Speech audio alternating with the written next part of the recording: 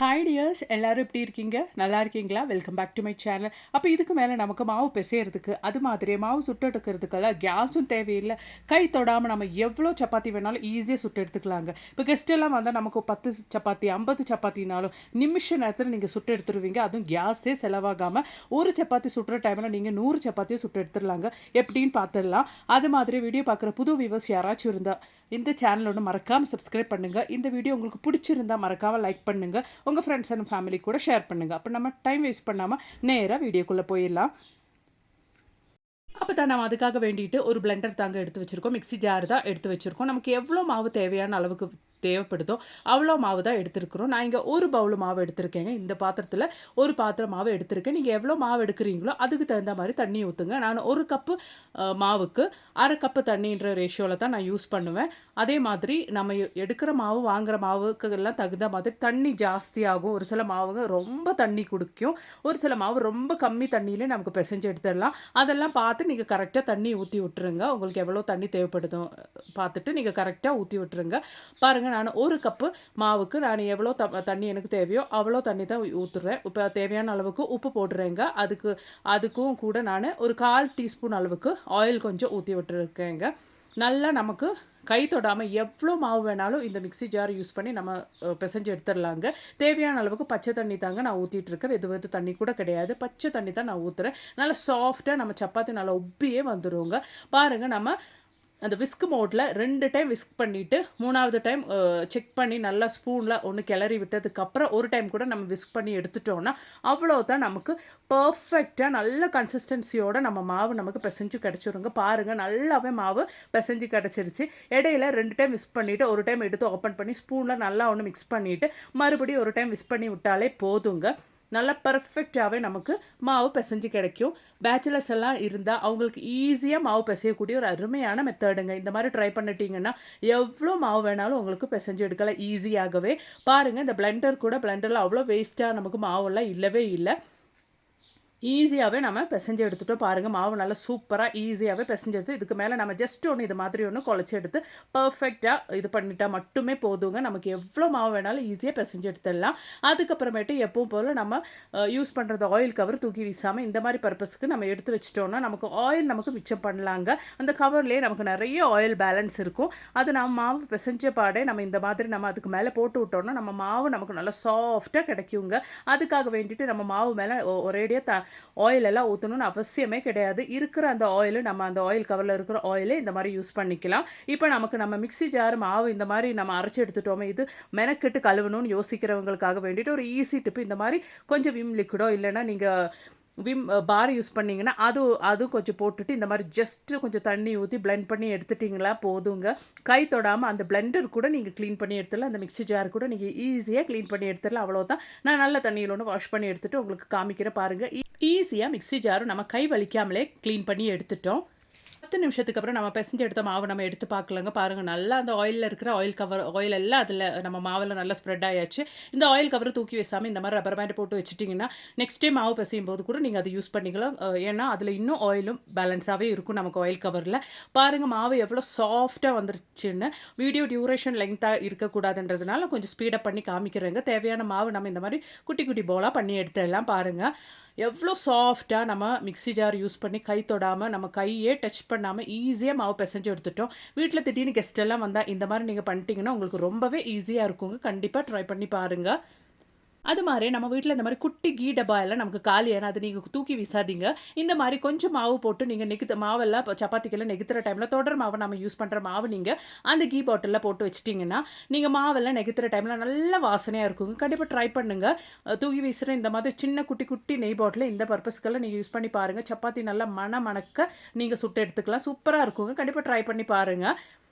அதுக்கப்புறமேட்டு நம்ம குட்டி போலாக சுருட்டி எடுத்து அந்த மாவு நம்ம இந்த மாதிரி தான் மேலாகவே வச்சு இடையில தொடர் மாவு நம்ம போட்டு விட்டுட்டு மேலாகவே இந்த மாதிரி நம்ம போட்டு விட்டுக்கலாங்க. அதுக்கப்புறமேட்டு ஃபஸ்ட்டு நம்ம கையாலே ஒன்று ஈவனாக ப்ரெஸ் பண்ணி விட்டுறலாங்க. நீங்கள் இந்த மாதிரி எடுத்து பார்க்கும்போது அந்த மாவெல்லாம் நமக்கு செப்பரேட்டாக கிடைக்கத்தக்க அளவுக்கு நீங்கள் அந்த தொடர் மாவு போட்டு விட்டுருங்க. அவ்வளோ தாங்க. நீங்கள் ஈஸியாக மெதுவாக இந்த மாதிரி ஒன்று நெகத்தி எடுத்துகிட்டா போதுங்க.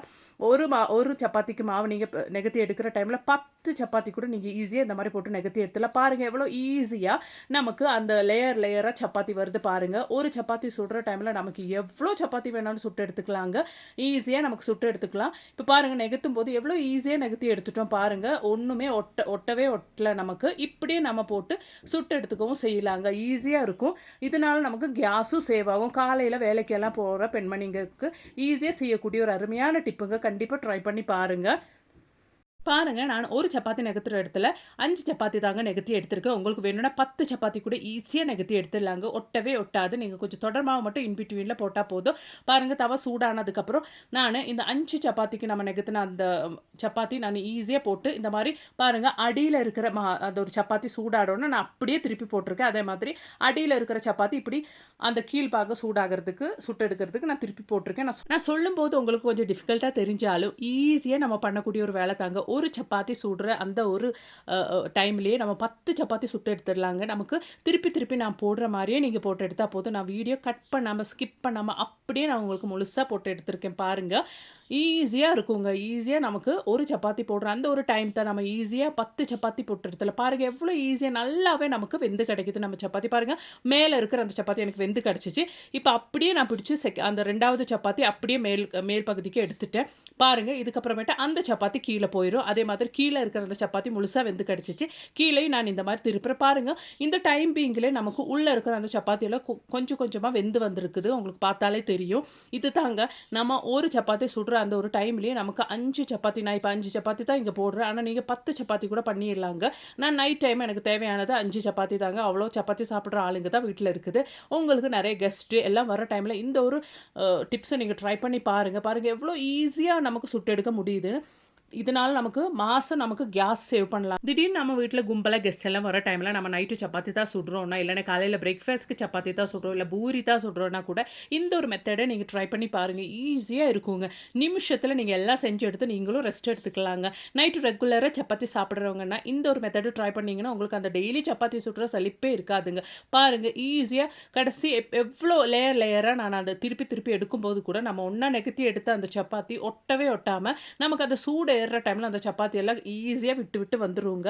பாருங்கள், உங்களுக்கு பார்த்தாவே தெரியும். நான் கட் பண்ணவே இல்லைங்க. வீடியோ ஃபுல்லாக உங்களுக்கு அப்படியே எடுத்து டியூரேஷன் இருந்தாலும் பரவாயில்லன்னு சொல்லிட்டு உங்களுக்கு இந்த இடத்துல மட்டும் நான் ஸ்கிப் பண்ணாமல் அப்படியே காமிக்கிறேன் பாருங்கள். 5 சப்பாத்தி பர்ஃபெக்டாக நான் சுட்டு எடுத்துகிட்டு அது ஒரு சப்பாத்தி சுட்டுற டைமில் இந்த ஒரு ரீசன்னாலேயே மாதம் 2 மாதத்துக்குள்ள கேஸ் வரவங்களுக்கு இந்த மெத்தடு ஃபாலோ பண்ணிட்டீங்கன்னா 3 மாதமே ஈஸியாக கேஸ் எல்லாம் வந்துருங்க. இதனால் நமக்கு கேஸும் செலவாகாது, டைமும் சேவ் பண்ணலாங்க. இந்த டைமுக்கு நம்ம சப்பாத்தி நெகுத்தி சுட்டு எடுக்கிற இந்த டைமுக்கு நம்ம வேறு ஏதாச்சும் வேலை பார்த்துக்கலாம். காலையில் வேலைக்கெல்லாம் போகிற பெண்மணிகளுக்கு ரொம்பவே பயனுள்ள ஒரு டிப்பு தாங்க. கண்டிப்பாக ட்ரை பண்ணி பாருங்கள். நீங்கள் கவனிக்க வேண்டிய ஒரே ஒரு விஷயம் என்னென்னா, நீங்கள் அந்த சப்பாத்திக்கு மாவு நெகுத்துற டைமில் நம்ம ஒன்றுக்கு மேலே ஒன்றா இப்போ 5 சப்பாத்தி இல்லைன்னா 10 சப்பாத்தி நமக்கு ஒன்றா நெகுத்தி எடுக்கணும் அப்படின்ற பட்சத்தில் நீங்கள் இந்த மாதிரி ஒன்றுக்கு மேலே ஒன்றா போட்டு ப்ரெஸ் பண்ணுற டைமில் இன்பிட்வீனில் உங்களுக்கு எவ்வளோ மாவு நீங்கள் அந்த மாவு பிசைஞ்சு அந்த கன்சிஸ்டன்சிக்கு தகுந்த மாதிரி மாவு ஒட்டுற அந்த தன்மை எப்படி இருக்குன்னு பார்த்துட்டு நீங்கள் அந்த இன்பிட்வீனில் மாவுக்கு, அதாவது அந்த சப்பாத்திக்கு இடையில நல்லா தொடர் மாவு போட்டு அதுக்கப்புறமேட்டு நீங்கள் மாவு வச்சுட்டு ப்ரெஸ் பண்ணி விடுங்க. அப்போ தான் நமக்கு பர்ஃபெக்டாக அந்த லேயரை நமக்கு ஒட்டாமல் சப்பாத்தி வரும். அப்படி இல்லைன்னா நம்ம ப்ரெஸ் பண்ணி நெகுத்தி எடுத்து ஒன்றா நெகுத்தி எடுக்கும்போது எல்லாமே ஒன்றா சேர்ந்து போயிடும்.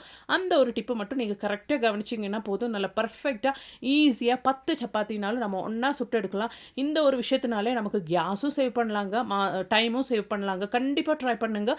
நம்ம வேலைக்கெல்லாம் போகிற பெண்மணிங்களுக்கு ரொம்பவே பயனுள்ள ஒரு டிப்பு. அது மட்டுமே இல்லாமல் வீட்டில் இருக்கிற பெண்மணிங்கனாலும் டைம் சேவ் பண்ணுறதுக்கும் இந்த ஒரு வேலை நம்ம சீக்கிரம் முடிச்சுட்டு வேறு ஏதாச்சும் செஞ்சுட்டு நமக்கு ரெஸ்ட் எடுக்கிறது கூட ஈஸியாக இருக்கும். கண்டிப்பாக ட்ரை பண்ணுங்கள். இந்த வீடியோ உங்களுக்கு பயனுள்ளதாக இருக்குன்னு தோணுச்சுன்னா கண்டிப்பாக லைக் பண்ணுங்கள். வீடியோ ஸ்கிப் பண்ணாமல் பார்த்தீங்கன்னா மறக்காமல் லைக் பண்ணுங்கள். உங்கள் ஃப்ரெண்ட்ஸ் அண்ட் ஃபேமிலி கூட ஷேர் பண்ணுங்கள். தேங்க்ஸ் ஃபார் வாட்சிங்.